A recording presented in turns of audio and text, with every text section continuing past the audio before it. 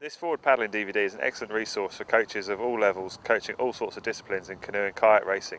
I've benefited as an athlete from coaches an awful lot, and technique is incredibly important to produce the best results I possibly can.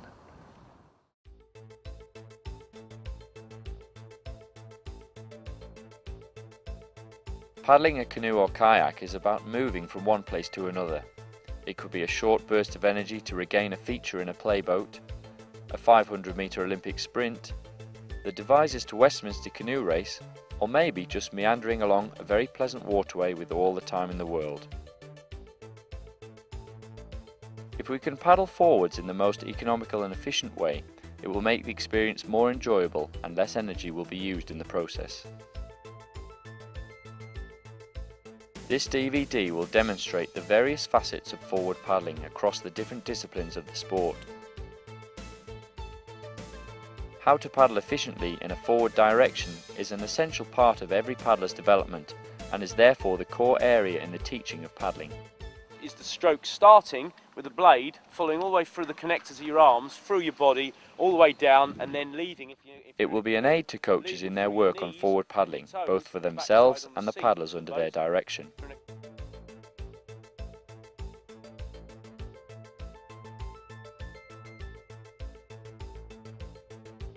There are key points that are going to make this development a much easier and enjoyable process.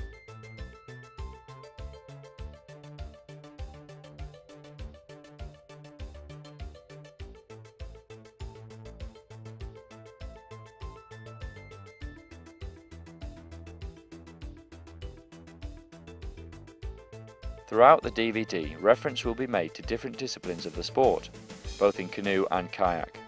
However, the racing stroke in both canoe and kayak will be referred to the most often, as this is the technique that has to be the most efficient and economic in order for the paddler to succeed.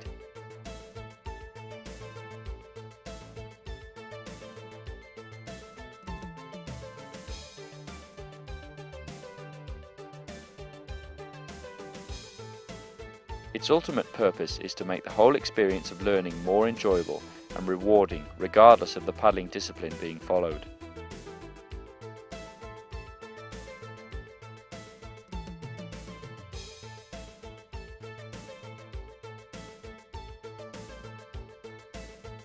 The Level 1 section of the DVD looks at the fundamentals of paddling and the basic principles of the forward stroke, regardless of the discipline you are coaching or are particularly interested in.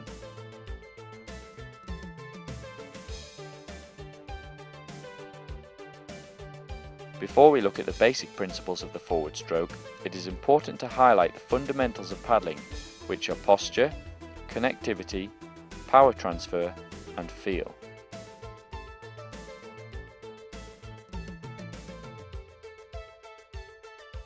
Having an active posture is essential if the paddler is going to paddle in an efficient and effective way.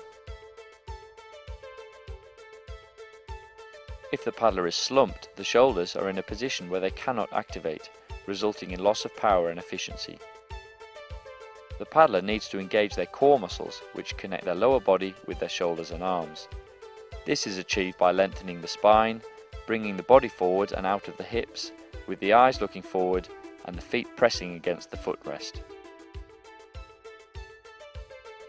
Power is dependent on good posture, as the upper control zone must be set up in a position where the right muscles can work.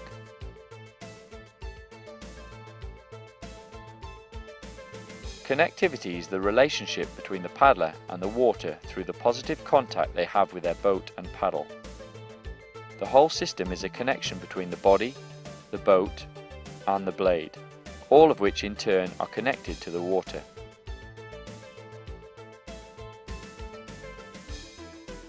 Here we see paddlers who have good connectivity and are working in harmony with both their boat and the water.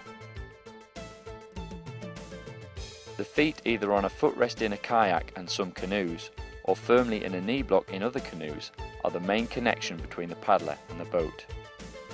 Good connectivity increases the efficiency of the paddler's performance, as it is the knees and the feet that drive the boat forwards.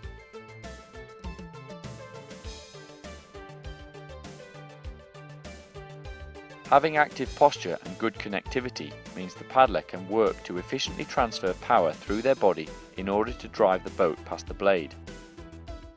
The concept of the boat moving past the blade must not be forgotten.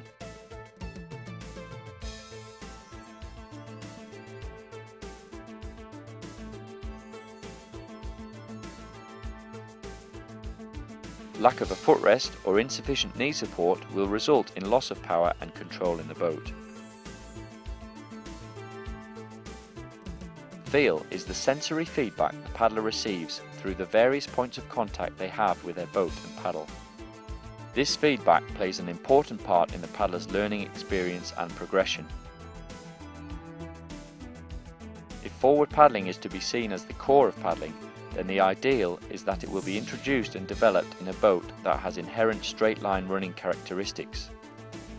As a temporary measure, skegs and other devices can be fitted to short boats to improve forward stability.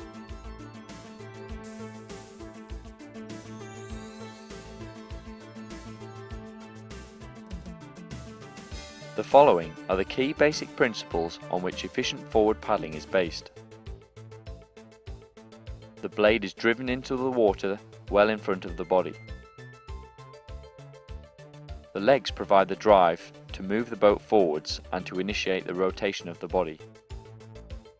The boat is moved past the blade, using the water as a solid object on which to fix the effort.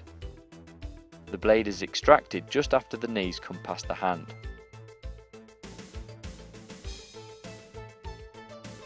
The whole stroke takes place in front of the body.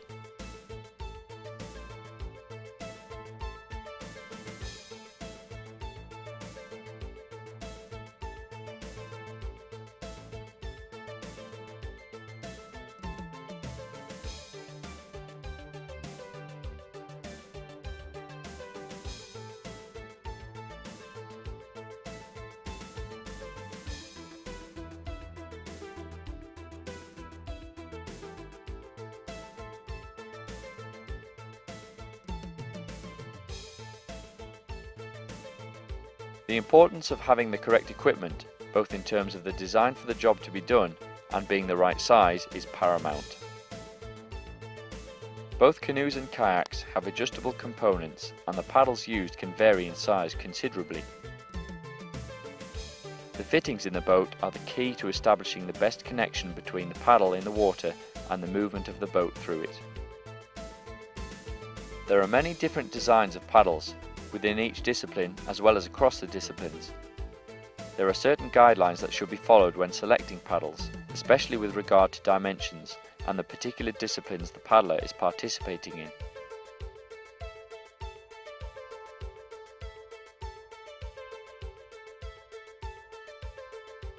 The length of the paddle used very much depends on the discipline being followed as much as it does on the height of the paddler.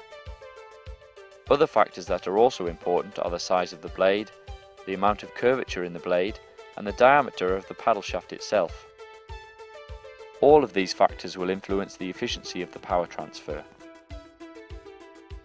It is essential that the paddle dimensions, including blade size, shaft length and diameter, are the right size, especially those used by younger paddlers. As can be seen from these images, regardless of the boat being paddled, either short or long, canoe or kayak, the width of the hand grip on the paddle is very similar. The starting point for placing the hands is with a 90-degree bend at the elbow when the paddle shaft is placed just above the head.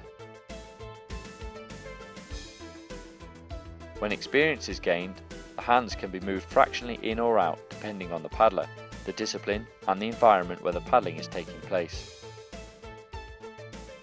Fittings in canoes vary from the fairly sophisticated to the non-existent, and paddling positions can also vary from low kneeling through sitting to a high kneeling position, and as a result the fittings and the paddle lengths will reflect this.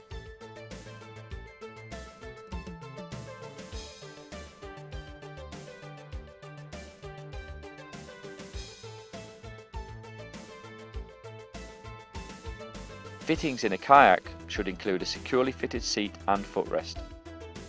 In addition to these, there may be thigh braces, hip pads and a back strap or support. In racing kayaks there may be a pull bar or tow strap fitted. All of these help greatly with connectivity and power transfer.